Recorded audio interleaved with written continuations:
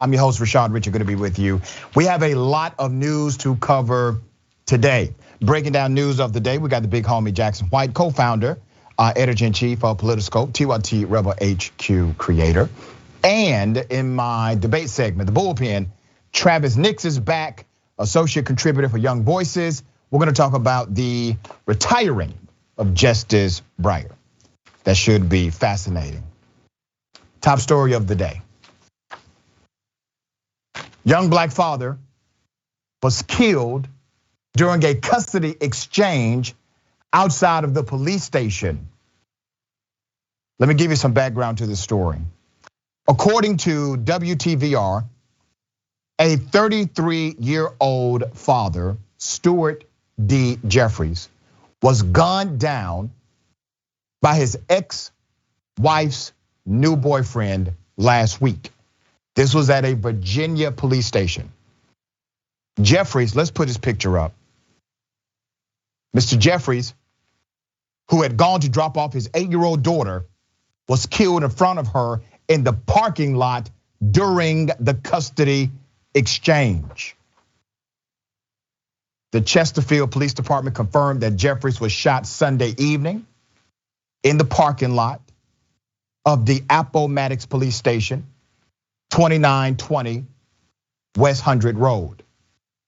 The incident took place at around 6:30 p.m. last week on January 16th. Jeffries was dropping his daughter off after spending the weekend with her. That's according to the statement from the police department. Now I bring this to your attention for a very specific reason. We'll get into that in a minute. A family member of Jeffries posted about this senseless shooting on Facebook and said, and I quote, "Cuz was shot and killed trying to be a good father. There are so many unnecessary killings going on in our community. We have so many so-called wannabe gangsters that would kill someone over stupid mess. Everyone is walking around with a gun trying to prove they ain't soft. I myself was guilty of this stupidity. Killing someone doesn't make you a man, but walking away does." The killer has been identified as a 44-year-old man named Corey D. Goodson Sr. Goodson was arrested at the scene. He has been charged with second-degree murder and the use of a firearm in the commission of a felony. Two parties met to complete a child custody exchange. This was in the parking lot at the station. It was confirmed by Chesterfield Police in an email. At the time of the exchange, there was an on-duty officer working his patrol vehicle in the station parking lot. The officer was facing away where the custody exchange was occurring, okay? So let me break it down this way. There's an 8-year-old daughter, an 8-year-old child who has seen her father killed in front of her. The father did the very responsible thing and made sure the exchange took place at a police station for protection in case anything went bad. Things went as bad as they could go, okay? This story is still developing, but here's what has to happen. Naturally, the man who did this, the monster who did this, has been arrested. He's in jail. He will likely never get out. But there's an 8-year-old daughter, there's a child who no longer has a biological father. But it speaks to a larger dynamic. The larger dynamic is me and you, us, doing what we have to do in order to be examples and to mentor others around us. You know, I hear people say all the time, and I looked at the social media post around this story, where people are saying this generation is lost. These young people are lost. These people are lost. Think about this. Anytime you say a generation is lost, you are indicting yourself. If I say my cell phone is lost or my keys are lost, my cell phone didn't lose itself. My keys did not lose itself, I lost them. So anytime we talk about a lost generation, we're the ones who lost them. that means that we are at least in some way indicting ourselves in that statement. And I'm fine with the indictment because we all need to do more. So allow this story, as tragic as it is, as heartbreaking as the reality of this story is, allow it to be a catalyst to motivate you to do more, to be more active, to be more aware, to provide guidance and mentorship to those who need it around you. You know, Dr. King said it perfectly. Everybody can be great because everybody can serve. Jackson, what are your thoughts on this story? I think that that's a really, really great, way to look at this story. And, everybody can relate. As we talked a little bit about this, I'm about to turn 30. And now as I enter, kind of this real stage of my manhood and adulthood, I've had enough experience to really understand the importance of what it means to, stabilize a community, give to a community. The things that people miss growing up. You start to understand the impacts. When you were just a kid, you get caught up in a lot of things, just looking for acceptance, just trying to make sense out of life. But, as you get older, you start to see the importance of really, really giving back to communities where people may not even have the chance to make it to see 30, 40. As this young man, who was only a couple years older than me, lost his life just trying to make an exchange. And a lot of that just goes back to the everyday lifestyles that people have to live.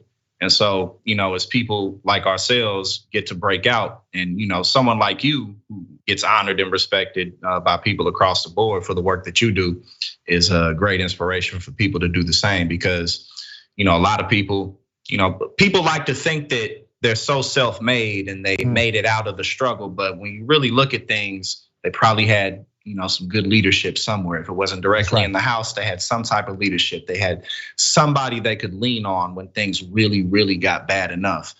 And that's really ultimately what makes the difference. And that's what we can be for each other and for people in these communities who don't have a way out like we did. So well said, brother. I had to challenge someone on my radio show who tried to use my life as an example of, well, if you can do it, anyone can do it. Well, I benefited from three primary things that have to be highlighted. Number one, I benefited from a progressive policy. Number two, I benefited from that progressive policy allowing me to seek higher education. And number three, I benefited from mentorship inside of a faith-based community. Those three elements changed my life. Because of those three things, I fight for those for the sake of others who are in situations similar to the situation that I was in as a teenager. So no, you cannot do this by yourself. It takes mentorship, it takes guidance, and it also takes good policy in combination with that.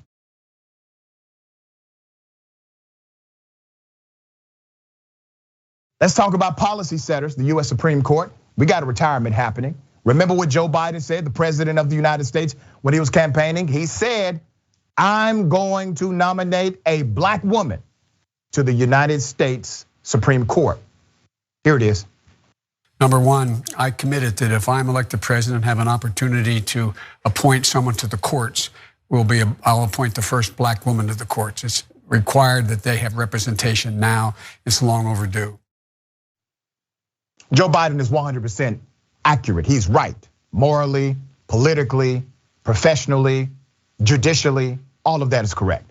You have Justice Stephen Breyer, who is now going to retire. Technically, based on the rules of the Senate, this can take place before the retirement happens. We shall see what Schumer does, all right? But here's the rhetoric already being spewed by those on the right.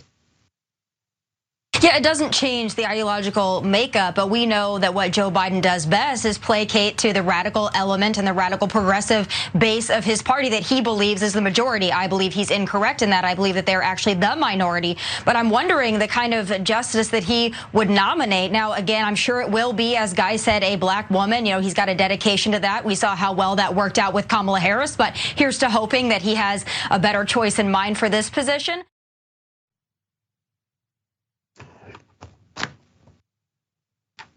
She doesn't give a damn about Kamala Harris, the leadership of the vice president, and I have my issues with their policy. It doesn't have anything to do with the fact that she's a black woman. I'm not blaming her being a black woman as the reason why I'm against some of the policies of the administration. But literally, you have just heard a conservative commentator say, basically, that the idea, the very notion of selecting a black woman to the US Supreme Court is radical. That's the message she wants you to buy. That's the message they're going to continue to permeate as this process moves forward. Now, the White House, they did confirm that President Biden is going to double down on what he said during the campaign. Here it is. Does President Biden plan to honor his pledge to nominate a black woman to the court? Well, I've commented on this previously. The president has stated and reiterated his commitment to nominating a black woman to the Supreme Court, and certainly stands by that. All right, Jackson, what are your thoughts on this? Well, I think, obviously the irony is they have Clarence Thomas. And then, not only that, but, just the way that they always sell that rhetoric, he wants her in the office just because he believes the radical progressive base wants to see that. But I believe that's not the case, when that obviously doesn't reflect the data in polling and what people prefer policy wise. But you're absolutely right. Just the thought and the idea of putting a black woman in this seat, it means nothing. So why do it whatsoever? We might as well just keep the show rolling, put somebody else in there, because if we put someone who isn't white, then you're showboating. So basically any move that way is something that they can stick it to the liberals with. So you're damned if you do and you're damned if you don't, because obviously if he didn't put a black woman in there, then they would say, you said you wanted to put a black woman in there. So yeah, he has to do it. That's actually one of the promises during the campaign that I said, you know what, I actually believe Joe's going to do that. I think if Joe Biden has the opportunity, he will nominate a black woman to the US Supreme Court. And let me say this about the element of blackness, because there's some pushing back on social media saying, well, it shouldn't matter what color they are, they're qualified, right? That's the whole pushback. Well, let me be very clear. Being black in America is not a race. As a matter of fact, white is not a race, brown is not a race. We say that, race is a category. Race is a way to categorize, let me put it that way. What blackness is an experience. It's an experience deeply rooted in the social expression of what we believe socialism in the United States of America to be, especially as it relates to race. So we socialize these assumptions about each other on a regular basis. What does it do? It creates a unique set of 3 E's: experiences, exposures, and environments. It shouldn't be that way. In an ideal world, that's not the case. We don't live in an ideal world, we live in the real world. So when we talk about a woman of color, a black woman in particular, we understand that a black woman has a unique set of experiences, exposures, and environments, a diversity matrix she brings to the bench that currently has no representation from that background. So that's why it's important we have diversity in our ranks, especially our powerful judicial and political institutions. This should be a reflection of America, and right now the bench does not represent it fully. Okay, a parent says the N-word at a school board meeting, defending her son saying the N-word. Here it is. She's the president of RESA. Anyhow, I met with her years ago when I was chairing the diversity committee at Monteith. So her discussion was that as a young black man, a boy, when you walk out of the house, you have to know, first things foremost, you're a young black boy. Well, you know what? I have 2 young white boys, one of which got in trouble for saying the N-word on Snapchat, which his dark chocolate auntie got him into straight out of Compton, okay? So my boy got straight out of Compton, he's into it, all the old school hip hop, can do blues riffs like crazy, and it says in parody on Snapchat, which essentially got him kicked out of South for 4 to 10 days. I mean, he went hunting, came back, completely followed by the black boys. I have the Snapchats. My address was put out there. We were threatened, and why? Because he said, I'm sorry, this happens to be in every song. Yeah, she went there. Now remember, she's defending her son who uses the N-word, and she used to be a member of the Diversity and Inclusion Committee. and they listen to hip hop. What's the problem? Big problem, all right? Let me just say this for the record. To all of my white brothers and sisters, to all of my white allies, I know you get it. So I'm not talking to you. I'm talking to the ones who don't. If you're white, don't use it. Don't moralize against rap songs. No. This is one of those things. Is it hypocritical? Maybe to you. But the argument that I have heard from primarily conservative white bigots is this. Well, why can't I use the word? Well, go ahead and use it. Say it. If it makes you feel good, say it. Say it for the world to hear so that we can know exactly what's in your heart. This woman said it, all right? Obviously, there is blowback, and it should have been. Once again, she doubled down on her statement. This was in Grosse Pointe. Her name is Angela. Angela wrote, and I quote, this was after it happened. She wrote, "Are you really that offended by a word? They was not used towards someone." That's how she said it, okay? "This is in almost all current hip hop. And you think kids don't use it? Get a life." Now, I want to remind you of a few things here. This particular parent was in an official school board meeting. That school board meeting, they have decency rules as far as language. She did violate those rules. She presented a defense for her son using that same word, so she decided to use it as well. And she went hard ER at the end. Never go hard ER, but she did. All right, Jackson. Well, I think her overall approach just was really immature. And because especially just like you said, her being in some type of a diversity organization, but also, there was no ownership of a mistake. There was no ownership of error for it. It was just all scapegoating to what culture may be. But the fact is that, he kind of went viral for saying that. So there was no, disciplinary attitude towards, he shouldn't have said that. He shouldn't have said that. And then just doubling down on it so publicly, again, it's like, people do say it, but if they do, they typically do it in private and among themselves. So for you to make it public and then make a big deal out of it, again, it's just very immature and just showing her lack of class. Right, and no one said it in that school board meeting but her. Right. She brought it out to the forefront. She wanted to say it out loud. And sometimes there are people, especially bigots, they just want to see if they can get away with saying it without penalty. And if there is a penalty, they say, oh, wait a minute, black people say it. Now, she didn't say it like that. She just said it in another way. Well, it's in rap songs. It's in hip hop. That was her way of saying, well, black people say it, right? So no one was saying it in that professional environment. You're right, it was terribly immature. The woman then described herself as an inner city person. Let's put that up. As an inner city person who intentionally put her boy in very primarily all black dance classes, sales school, you name it, I'm into all of those things. Well, she's also into saying the N-word, obviously. She has had past social media posts of her being anti, you guessed it, vaccine and anti-mask for children. We got a bona fide Trump supporter. Is that a surprise to anybody? All right, we got more on the other side. It's indisputable. Stick and stay.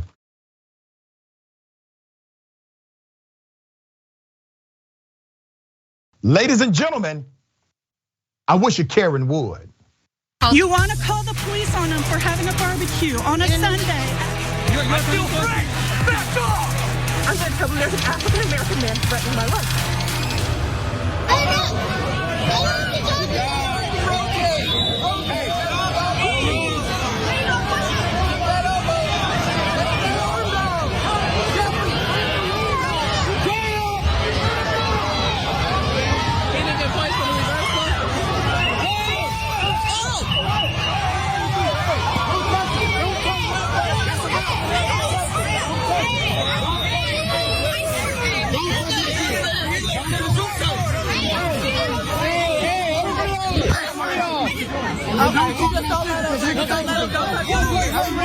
Back up.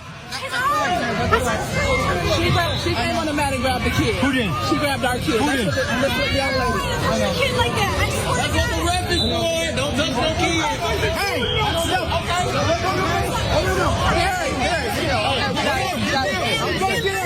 So don't take a yeah, but you're the one that keeps moving forward. Go ahead. I'll talk to you.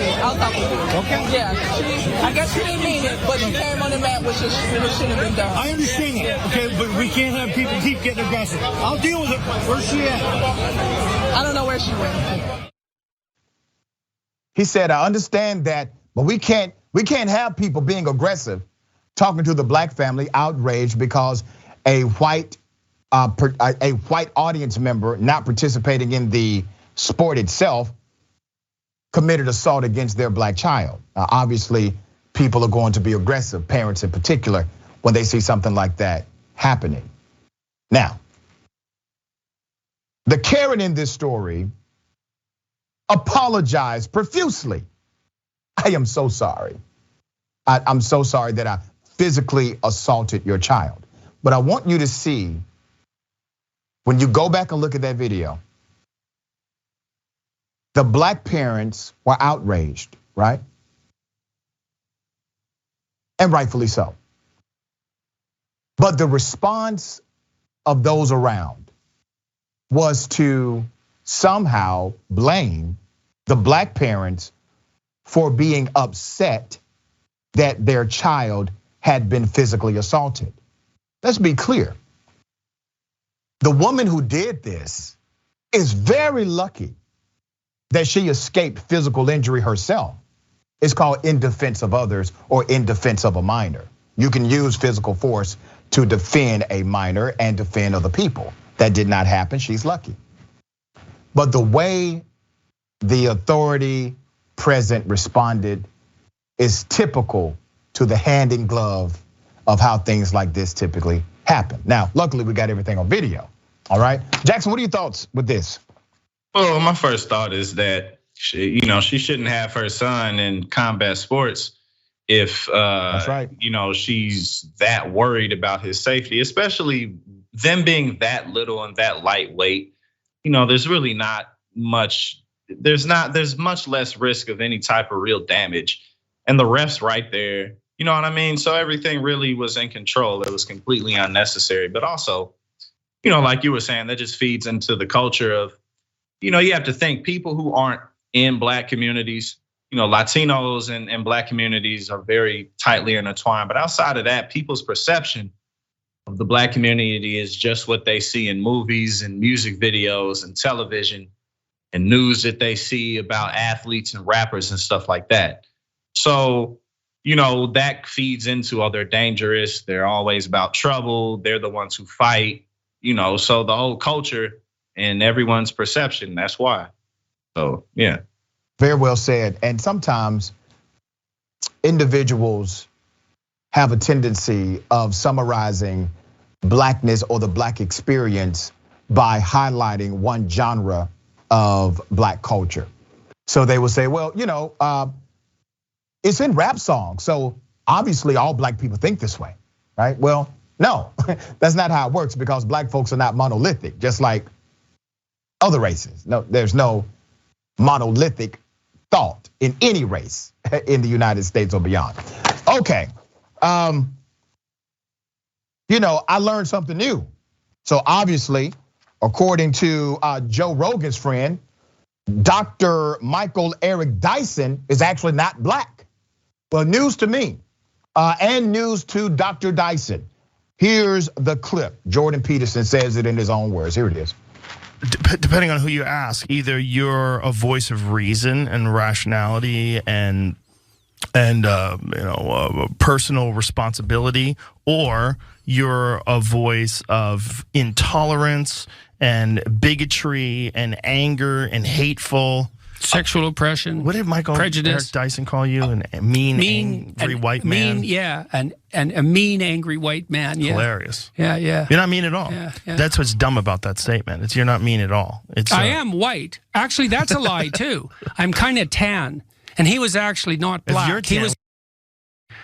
because I'm darker than you. Yeah, that's ridiculous. Yeah, but neither of us are white. Well, I'm Italian, and mostly. He was brown, not black. Well, isn't that weird? Yeah, it's really weird. The black and white thing is so strange because like the shades are so tan and brown. There's such a spectrum of shades of people. Unless you're talking to someone who is like 100% African from the darkest place where they're not wearing any clothes all day and they've developed all that melanin to protect themselves from the sun.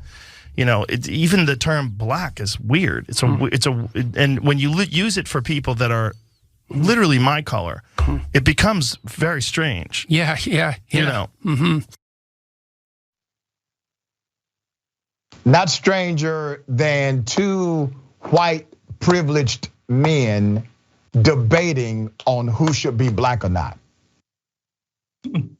Not more ironic than that, I promise you. Well, Dr. Dyson, a scholar and a gentleman, responded. He was on Don Lemon's show. Here it is. You know, you would hope they were joking, because if they weren't, this exposes the vast lethal ignorance at the heart of so much whiteness, whether intentional or not. We all know that black is not a phenotypical reality. We're not talking about a genetic predisposition toward darker skin. We're speaking about an existential context. We're talking about a philosophical idea. We're speaking about rooted cultures in deep histories that have vast traditions that have generated complicated identities. And we know that blackness, in terms of its identity, ranges from vanilla vitality to chocolate charm, and all ranges in between. So it's not about shade. It's not about a kind of inherited characteristic of race. Race is, as we've been arguing in school, and I would advise Dr. Peterson and Brother Rogan to take a class. When we talk about race as a social construct, what we're saying is it's not about a biological determinism. It's about an inherited set of beliefs that depend upon a society to imbue it with meaning. And therefore, it's not simply about who you are, your skin color, your hair, your shade and tone. Now, while they unsuccessfully challenged my blackness, they damn sure proved their whiteness. Indifferent to history, oblivious to truth, and indifferent to reality. You know, when somebody breaks it down from the rooter to the tutor, it's not much more you can say. I guarantee you Joe Rogan won't be inviting Dr. Dyson on his program. He would never allow the opportunity to be upstaged in such a manner. He will continue to invite his very misguided, I know I'm being nice, but very misguided friends to continue to talk about who's black and who's not. Jackson, what are your thoughts on Dr. Dyson? Yeah, well, you know, obviously he very eloquently stated everything that needed to be said. But, you know, my overall thoughts on Jordan Peterson, other than obviously him being very white, is, you know, like generally he's just a guy with self-help that actually can be rather beneficial to people who are just looking to improve themselves. But like Michael Dyson said, you know, this conversation really exposed, it's just two white guys thinking way too hard about things. And this is actually pretty common, you know, it's not just them. You come across people who think like this all the time. And especially someone like myself who's very light skinned. You know what I'm saying? Like there's a lot of people who, you know, like, you know, will say I'm not black or you think you're black, and you know, stuff like that, which, you know, don't mean nothing to me, but just a general reflection of not really understanding what it means. You know what I'm saying? And for other people who do, like they just know what's up. You know what I'm saying? So like, they're just two white guys being white. You know what I mean? Yeah, very white. Okay, we got more on the other side. Is indisputable, stick and stay.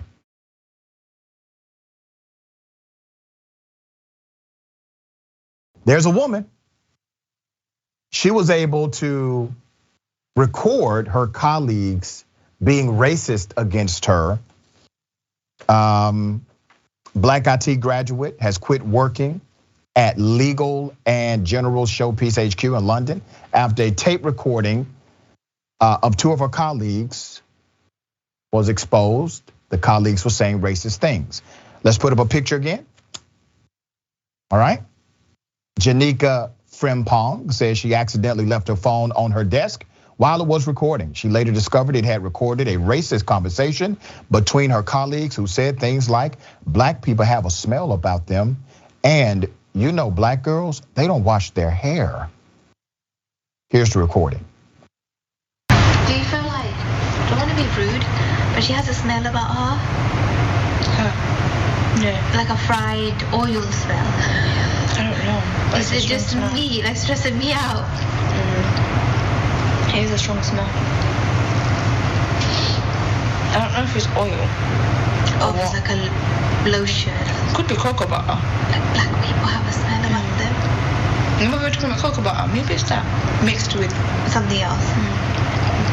Hair gel or something. Oh yeah, maybe, yeah. No, it's strong. Stress me out. No, you know some people smell clean and fresh. Yeah. That's one thing. Yeah. Do something else. Sorry. She's not here though. She went to toilet or something.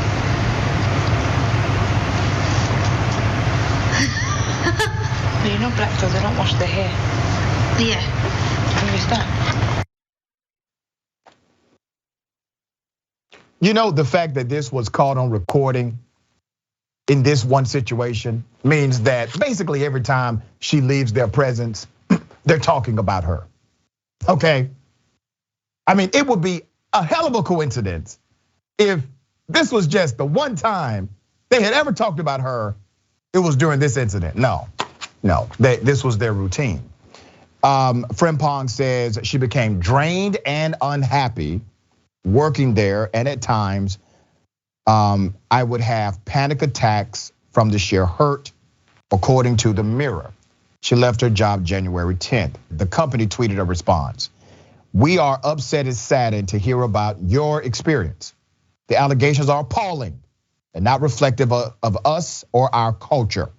We have an internal investigation underway to identify all individuals concerned, and we will do all we can to make sure this doesn't happen again. No word if the employees have been disciplined. And here's the thing, no, I don't think your internal investigation needs to go too far. She knows who did it. So just ask her, who said it? Where did you leave your phone? Whose office is it next to? Real simple. Jackson, thoughts? Yeah, exactly. From a company disciplinary standpoint, all they got to do is ask her who did it and fire the people who did it to set an example.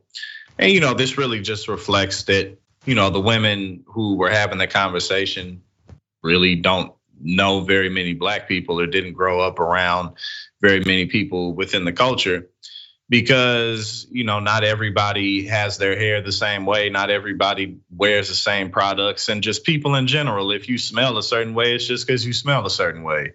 You know what I'm saying? Like she ain't never been around, any white boys or white dudes or whatever people who maybe they haven't showered in a few days. You know what I'm saying? Like it's not like people are people, so it's just, again, it's just a childish conversation. Well, in that conversation, what you find this routine with bigots who are unaware that they are bigots. We call it implicit bias. Everything that they perceive as negative, they will attribute it to your blackness. So they will say things like black people this, black people that, right? Not realizing that in that you are now attributing to what you determine to be a negative to the black race of the individual or the black race in general. And that's exactly what they did in this conversation, showing that their implicit bias is front and center. There's a difference between hyperaggression bias and implicit bias, but the product is the same: discriminatory practices in the workplace and beyond.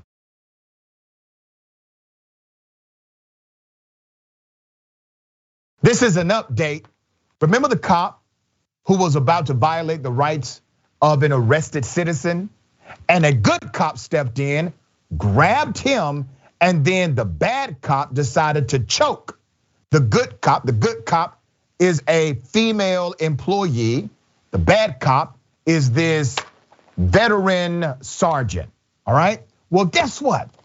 The police union got involved, and do you think they're taking the side of the good cop or the bad cop? Both of them are cops, right? Let's put up the graphic of when Sergeant Christopher Police choked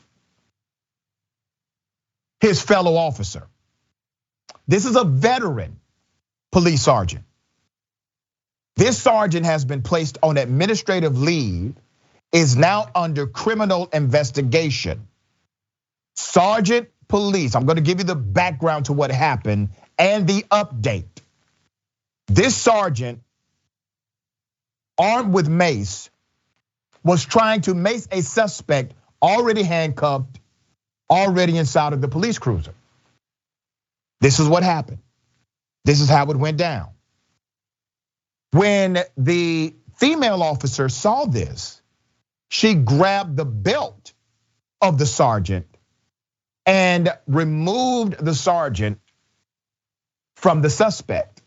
She has a duty to do that, by the way, because in their state, last year, they passed a law called duty to intervene, which means when you see something that a cop is doing or about to do that is criminal, you will be charged with the crime if you don't stop it. So she has a duty to intervene. She intervened, okay? Let's show the picture of her grabbing the belt. Let's have the picture up again. All right, so she grabbed the belt, she does this, way to go, hero cop, right? Good person, way to go. Young cop doing what she has to do, and is a superior at that. Pepper spray still in one hand, police grabs the female officer by the throat. Then moving his hand to her shoulder, he pushes her against a patrol car. That's what he did, okay? This is violent, this is a violent attack. There were officers watching this. Did any of them defend their fellow officer? No. Did any of them even stand up and say, Sarge, you gotta stop, Sarge? No. Did they flinch? No. They would have allowed that sergeant to go ham on this woman, knowing that she probably just saved all of them from getting a damn charge. You gotta think about what her actions have done. This was being recorded. The fact that she intervened has likely stopped the attorney general and the local DA from charging all of the cops who refused to intervene. See how that works? She saved all of them. Story gets deeper.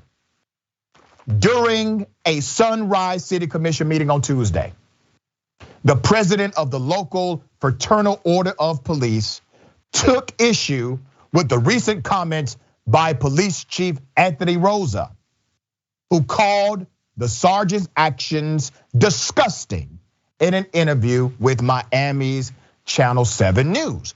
So literally the police chief says, here's what happened. Good cop grabbed a bad cop. The bad cop was wrong. The sergeant's actions were disgusting. I'm proud of this good cop. I'm paraphrasing, but that's basically what the police chief said. And then the head of the police union comes in, put his picture up again, and he decides to go after the chief and the officer who followed the law.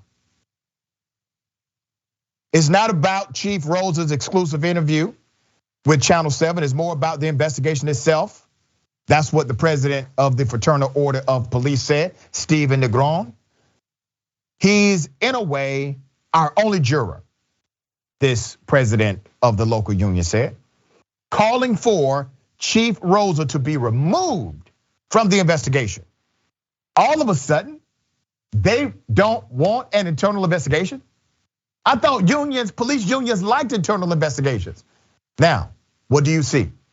They only like them when they're going in the direction they're pushing. Here's the other part. This is the police union. Why are they not standing up for the officer who was attacked? You have to ask yourself this question. Are they really for police, or are they for a particular behavior in policing? Because I see two cops. I see a clear good cop and a clear bad cop. The police union, they decided to take the side of the bad cop, and they're going after the good cops who are standing up to the culture of corruption there.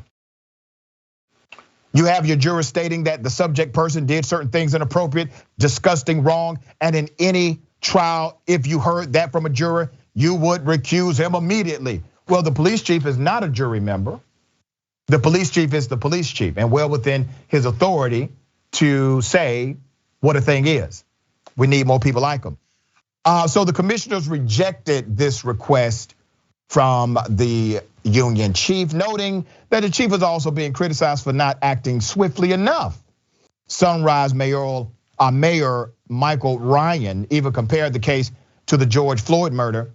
When it seemed like a civil discussion was beginning to wrap up, tension started to spiral out of control. Now, I don't have the audio, but I have the transcript. Let's put up this first person. All right, this is Commissioner Joseph SCOUTUS.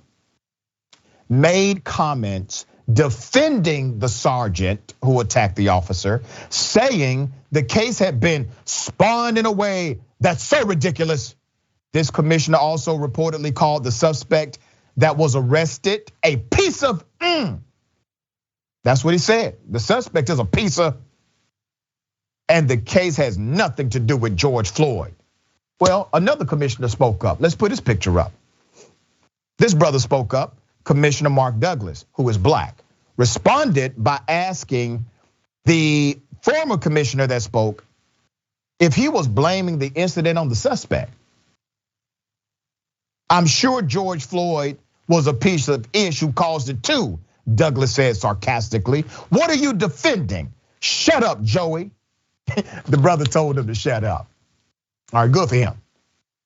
Don't tell me to shut up, the commissioner responded. Let's put his picture back. Don't tell me to shut up. I'm telling you to shut up, Douglas said. What are you going to do? He responded, don't tell me to shut up. What do you think you are? Who do you think you are? Tough guy? According to Channel 7, the commission quickly took recess after trial. After that, back and forth. And the internal investigation is still happening. So they got into it. I really wish I could, play the audio. We don't have the audio, but we got the transcript. They were close enough to come to blows. They did not. They did keep telling each other to shut the hell up. All right, Jackson, thoughts here? Yeah, well, like you said, they have a their unchallenged authority is now being challenged more and more and more. And so that just general fear of losing that power is what would drive that. We can't allow these laws to inch further and further, because if we are held to account, then we'll get held more and more to account. But also, just from a professional perspective, this 28-year-old woman is young, and this is gonna shape her experience and just her psychological standing of the job and what she's gonna have to deal with. And two, from the other perspective, from the other side, my man, like this grown man who just like I can't control myself when I'm angry. Like, well, then maybe, clearly then you shouldn't be doing what you're doing. But it's like, I can't think of any circumstance where I would just lose control. Like, I just couldn't help myself. I had to put my hands around her throat and slam her against the car. I'm so sorry. Like, this guy's dangerous, and you're defending him. I tell police officers all the time, don't let their uniform change you. Yeah. Don't let it change you. Under any other circumstance, if those officers did not have on their uniform and they saw a guy like that choking a woman that's basically half the size of the guy, they would have responded. They would have had a natural response to stop it. None of them did. That uniform changes people. Okay. This didn't make much sense to me. This is not going to make much sense to you. Florida Democrats refused to participate in the vote to confirm Joseph Lopado. That made sense. They should not confirm this guy. Okay, this is a Governor Desantis pick for the Surgeon General position in their state. It's a hot mess. Let's just go to the video. We don't feel that we're getting any answers met, and we know that there is a long agenda today with a lot of bills. And so the Florida Senate Democrats are in this committee now are going to abstain, walk out, and come back when we have more business to attend to. We're going to move on to. Okay, there's a reason they did this, and you need to see the reason why they did it. Now, because they represent a small section of that committee, their walkout really doesn't have much consequence. But this is what it was over. Here it is. I believe that vaccines in fighting against a pandemic like COVID-19 are effective. So again, I would say that the the question is a scientific one, and it's one that is answered with data. So, the question is informed by data on specific outcomes and specific therapies. So that's the scientific question. Mr. Chair, just a couple more follow-ups. Just a yes or no. Do vaccines work in fighting against COVID-19? Yes or no? I as a scientist, I am compelled to answer the scientific question, and I'd be happy to answer any specific scientific question that you have related to vaccines and COVID-19. Scientifically, do the vaccines work against preventing COVID-19? Yes or no?